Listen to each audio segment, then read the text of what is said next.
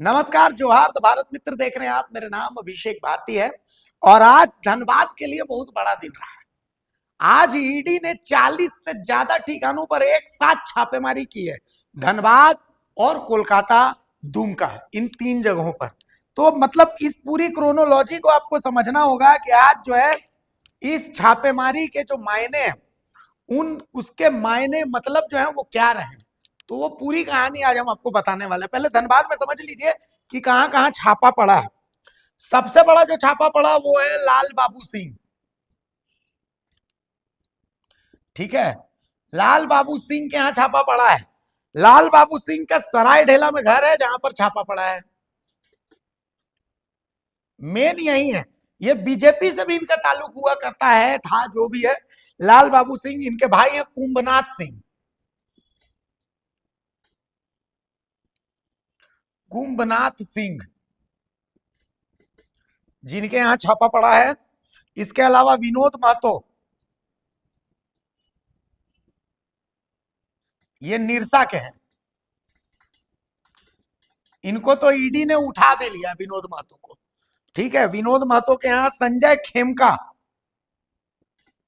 ये सब कोयला के धंधे से जुड़े हुए लोग हैं जिनके यहां ईडी का छापा पड़ा है। संजय खेमका ये ग्रेवाल कॉलोनी में कहीं रहते हैं। संजय केसरी हैं, ये भूली में रहते हैं। इनके यहां भी छापा पड़ा है, संजय केसरी के यहां। अनिल गोयल, ये बहुत बड़ा नाम। अनिल गोयल बहुत बड़ा नाम, पुराना बाजार स्थित इनके आवास में छापा पड़ा। गणेश अग्रवाल,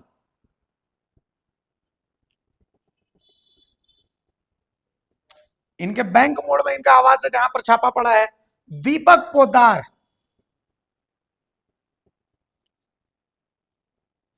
जिनके यहां छापा पड़ा है, दीपक पोद्दार के यहां। इसके अलावा हेमंत गुप्ता, जिनके यहां छापा पड़ा है। अनिल गोयल के पार्टनर है शहबाज अंसारी,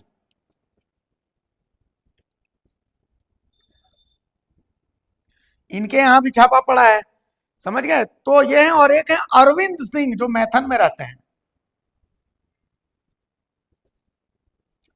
इन दोनों को, अरविंद सिंह को और विनोद महतो को, निरसा को, इनको बाकायदा ईडी ने पकड़ा है और इनसे पूछताछ कर रही है। अब जब ये आप समझ गए तो इस खेल को आपको समझना पड़ेगा। असल में आप समझिए कि इस छापेमारी के पीछे की कहानी क्या है। छापेमारी तो आप देख रहे हैं, लेकिन ईडी के साथ क्या है ना, कि ईडी एनाकोंडा की तरह निकलता है। आप समझिए कि सुप्रीम कोर्ट में एक याचिका गई। तब धनबाद के एसएसपी हुआ करते थे संजीव कुमार। तो इस दौरान सुप्रीम कोर्ट में एक याचिका हुई थी कि 1500 करोड़ से ज्यादा का जो कोयला चोरी हुई है वो संजीव सिंह जो एसएसपी हुआ करते थे उनके कार्यकाल के दौरान हुई है, अकुत संपत्ति। और इसी को बेस बना करके ईडी ने इस छापेमारी को अंजाम दिया है। बेस में यही मामला है और यहीं से यह मामला शुरू होता है। और सबसे महत्वपूर्ण है ये डिबूडी। डिबूडी एक चेक पोस्ट है।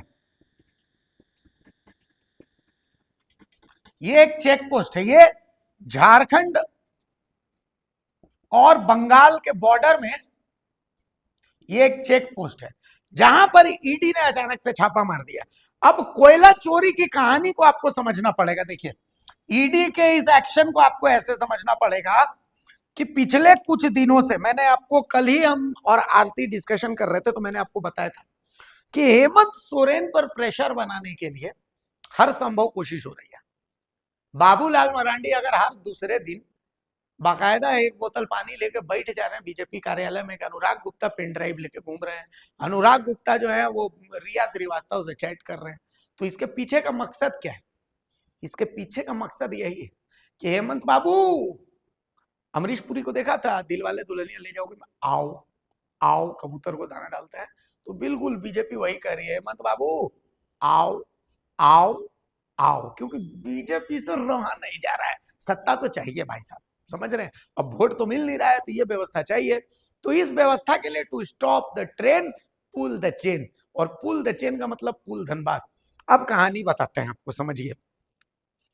धनबाद में जो मुहाने होते हैं, अवैध मुहाने, तो यहां से कोयला निकलता कैसे है?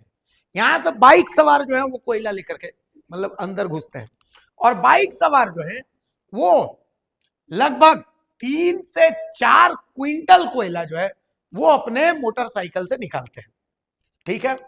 और यहां से ये डिपो में डाल देते हैं कि भाई डिपो में डंप कर दे। डिपो कहीं भी बनाया जाता है कि भाई यहाँ पर आप जाकर के कोयला को डंप करिए। अब ये बाइक सवार जो है 10 को 20 को लोग अपना आराम से घुसा। आप सोच लीजिए कि 3 से 4 क्विंटल, 300 से 400 किलो एक मोटरसाइकिल में बाइक कैसे निकालते हैं, ठीक है, बाइक से।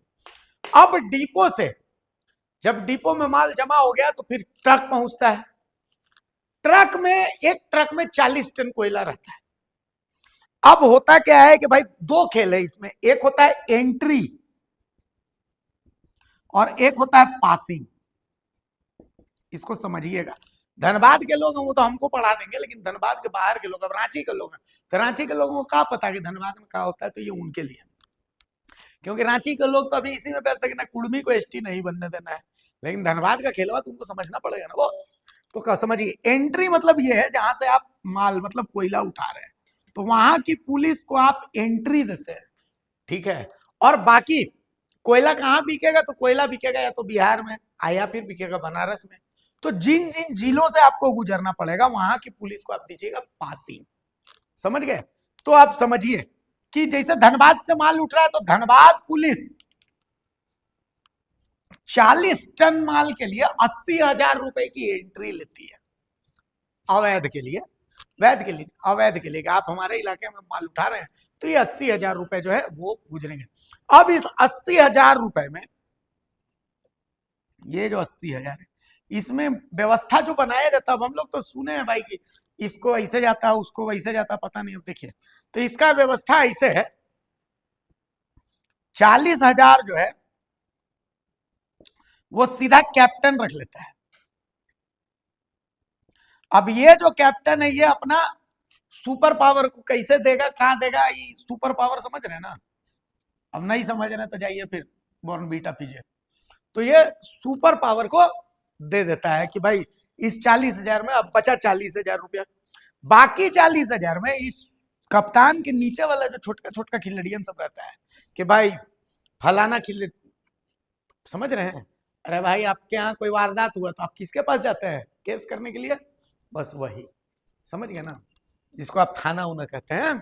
तो थाना वाला भी क्या करता है कि भाई इतना गाड़ी मेरे पास से गुजरा, इतना गाड़ी मेरे पास से गुजरा, प्रति थाना अपना 10,000 रुपया रखता है कि 10,000 रुपया हम थाना को देंगे। अब वो थाना वाला कैसे देगा, चौकीदार को कितना जाएगा, बाकी को कितना जाएगा, इसका व्यवस्था होता है। इसके अलावा एक 10,000 रुपया और रहता है उसमें, वो 10,000 रुपया जाता है एक, जिनको आप कहते हैं ना कि भाई जिले के अधिकारी हैं, समझे, उनको जाता है, या जो माइंस के अधिकारी हैं उनको जाता है, तो उनको ही 10,000 रुपये में जाता है। उनको ऊपर किसी को अब नहीं देना, जवाब देना, वो सब हो जाता है, ठीक है। अब आते हैं पासिंग का खेल। तो पासिंग का खेल में यह है कि प्रति जिला पासिंग में 30,000 रुपया जाता है कि भाई मान लिया कि अगर आपको जब कोयला धनबाद से लेकर निकले तो आपको गिरिडीह घुसना पड़ेगा, तो गिरिडीह में आपको 30,000 रुपया का पासिंग लेना पड़ेगा। हजारीबाग पूछेगा तो हजारीबाग में आपको 30,000 रुपया का पासिंग लेना पड़ेगा। इस तरीके से होता है। और माल चला जाता है आपका या तो बिहार गया हुआ में जाएगा, नहीं तो फिर बनारस का मंडी में आपका माल बिकेगा। अब ये कहा जाता है, सच बात यही है कि 80,000 रुपया एक ट्रक में जो कोयला का धंधा कर रहा है उसको एक ट्रक में 80,000 रुपया का फायदा होता है। यही धंधे का सब कुछ ले दे के ये बचता है। अब इसमें एक खेल आता है डिस्को। डिस्को मतलब होता है 2 नंबर का कोयला। 2 नंबर का कोयला मतलब यहां से जो निकला, तो मान लिया कि जैसे किसी के पास डीओ है, ठीक है, डीओ जो होता है कि भाई उसको जिम्मेदारी मिल जाती है, उसको वो पैसा दे करके हिसाब लेकर के वो टेंडर उंडर कर करके अपना वो अधिकृत होता है। तो वो बोलता है कि बाबा जी का घंटा हम तो 1 रुपया ना देंगे, ना एंट्री देंगे, ना पासिंग देंगे, जब हमारा सब कुछ है तो। लेकिन जो डिस्को वाला होता है वो क्या करता है, वो बनवाता है जीएसटी का पेपर।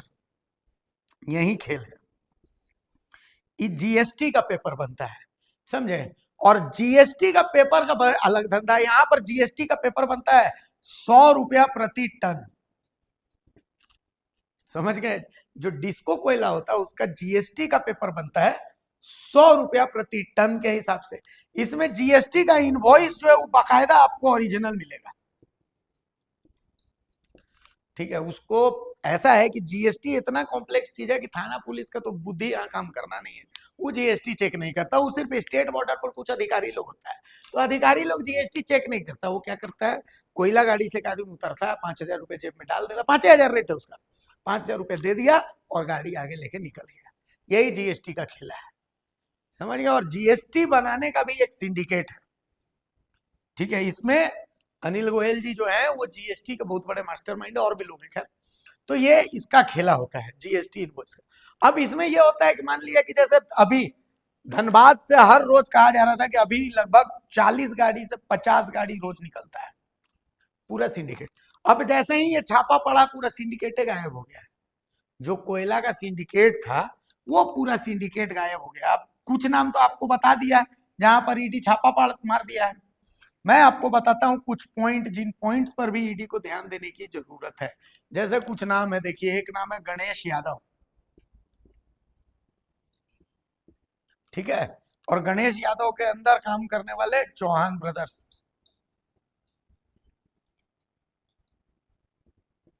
ईडी को इनके लिए भी पता करना चाहिए। अलकडिया वगैरह इन सब इलाकों में इन लोगों का ही काम चल रहा है, तो इनको पकड़िए, ये सबसे बड़े सिंडिकेट के मेंबर्स हैं। और इसके अलावा जिनको आपने पकड़ लिया, अनिल गोयल वगैरह, इन लोगों को तो पकड़िए ही पकड़िए। और ईडी जब अगर धनबाद की तरफ रुख की है तो ईडी को बाकी 2 और जिले जहां से कोयला निकलता है उन जिलों में भी ध्यान देने की थोड़ी सी जरूरत है। उन जगहों पर ध्यान दे दीजिएगा तो आपको समझ में आ जाएगा कि भाई पासिंग और एंट्री का खेल क्या है। तो बेसिकली अब ईडी की इस कार्रवाई के पीछे एक और नाम जो सबसे इंपॉर्टेंट है, अमर मंडल। अमर मंडल का जो ताल्लुक है वो धनबाद और दुमका, इन दोनों जगहों से। और अमर मंडल पर छापा मारने के लिए ईडी की टीम दुमका तक भी पहुंच गई। अब इन सब कार्रवाइयों के बीच में आपने विजुअल सब कुछ देख ही लिया है, और जो इसके पीछे की कहानी वो मैंने बता ही दी है। और इसकी परिपाटी जो है वो तभी शुरू हो गई थी जब ढुल्लू महतो जो है वो प्रेस कॉन्फ्रेंस करना चालू कर चुके थे कि भाई कोयला चोरी और फलाना और ठिकाना। तो जब ढुल्लू महतो कोयला चोरी के खिलाफ आवाज उठाना चालू कर दी है तो समझ लीजिए कि भैया कुछ बड़ा होने वाला है, ये पहले ही तय हो गया था। तो यही कहानी है अभी तक का इस पूरे खेल का। बाकी निरसा विधायक रूप चटर्जी कुछ बोल रहे हैं इस पूरे मामले में, सुन लीजिए। नहीं, अच्छी बात है, ईडी की नींद खुली है। और खास करके सुन रहे हैं जो लाल बाबू सिंह के जितने भी ठिकाने वहाँ भी ये कर रहे हैं। लेकिन समस्या ये है जो अगर कोयला चोरी को देखे, तमाम चीज़ों को देखे, 8 माइंस चलती है उनके एरिया में, और ये 8 माइंस की सीमांकन नहीं है, सबकी रेट अलग अलग है। कहीं 60 रुपया टन बीसीसीएल पेमेंट करती है, कहीं 650 रुपया टन एमडीओ बोर्ड में पेमेंट करती है कोयला। और जिस भी माइन से उठी वो एमडीओ मोड के नाम पे वो जारी बिलिंग हो रही है, तो उनको स्वाभाविक बात है 50 रुपया 60 रुपया कोयला जो है 650 रुपया ये बिलिंग हो रही है। तमाम माइंस की सीमांकन कर रहा है। एमडीओ मोड में 0 एम्प्लॉयज़ के रूप में दिया जाता है, जबकि ये जो है जो सुरुंगा का माइंस है जो कुमनाथ सिंह चला रहे, उसमें आज तक हम लोग के विरोध करने के बावजूद भी पंपिंग जो है पूरा बीसीसीएल कर रहे हैं। वहाँ एम्प्लॉयज़ जो है पंप ऑपरेटर से लेकर फीटर ऑपरेटर सब बीसीसीएल के हैं। आज भी कुजामा में कोयला चोरी चल रही है। जो ऊपर की सिम है, जो ख़राब सिम है, उसके नाम पर वो बोली लगाई जाती है, डीओ लगाई जाती है। जो हायर सिम है, वास्तविक ग्रेड का कोयला है, वो पैसा लेकर उस ग्रेड की कोयला को ट्रांसपोर्टिंग किया जाता है। दुर्भाग्य है जो सीबीआई की ऑफिस धनबाद में है, सीबीआई एसपी लाल बाबू सिंह की कोठी के बगल वाले कोठी में रहते हैं, लेकिन सबको जानकारी होने के बावजूद भी ना सीबीआई ना ईडी कभी भी इसके ऊपर एक्शन लेते हैं। तो अगर कोयला चोरों को पकड़ना है, अगर गलत चीजों को पकड़ना है, जहाँ खरबों खरब रुपया की हेरा फेरी होती है, ऐसे चीजों को पकड़ना है, तो ऐसे तत्वों के ऊपर ईडी सीबीआई को शिकंजा कसना चाहिए। ऐसे लोगों के ऊपर शिकंजा कसना चाहिए। ऐसे लोगों के ऊपर भी कसना चाहिए जहां जनप्रतिनिधि होने के बावजूद भी 8 से लेकर 10 तो हार्डको चला रहे हैं, जहां कोयला चोरी का 200 हाईवा ढूंढते हैं, लेकिन फिर भी अधिकारियों जो है अधिकारी की मिलीभगत से वहाँ चलती है। तो हमें लगता है जो ईडी को ऐसे और सीबीआई को ऐसे लोग जो लोग बीसीसीएल या कोल इंडिया को खा रहे, बीसीसीएल एवं कोल इंडिया को अपने बाप का राज समझ रहे हैं, ऐसे लोगों पर शिकंजा कसना है। और ईडी में क्या कुछ निकलता है वो तो हमने आपको दिखा दिया। बहुत सारा कैश मिला है, ज्वेलरी मिला, तो उनके पास नहीं मिलेगा तो क्या अभिषेक भारती के पास मिलेगा? सिंपल सी चीज है। रोज का अगर 2 गाड़ी निकल रहा है, 80,000 रुपये एक गाड़ी का फायदा है, तो 1,60,000 रुपये जो रोज कमा रहा है उसके घर में ज्वेलरी नहीं निकलेगा, तो हम जो भूख रहे हैं हमारे यहाँ ज्वेलरी निकलेगा? कमाल की बात है। तो कुल मिला के ईडी छापा उपा तो मारा है, लेकिन एक्शन कितना होता है और क्या होता है इस पर नजर रहेगा। अब अरूप चटर्जी क्या ज्ञान दे रहे हैं सुन लीजिए। नमस्कार, जोहार।